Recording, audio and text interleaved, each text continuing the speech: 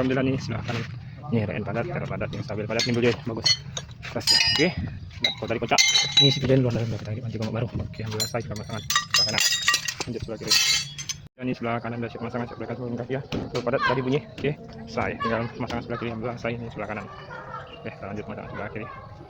Sebelah kiri udah siap pasang sebelah kanan kaki ya. Oke, ini rem bagus ini padat. Kalau tadi layu, padat yang stabil padat digoncang. Sedikit luar dalam dah kita akan dikombak. Oke, ini yang bagus beliau. Oke, padat. Tadi layu kali. Oke, alhamdulillah saya tinggal pasangan sebelah kiri.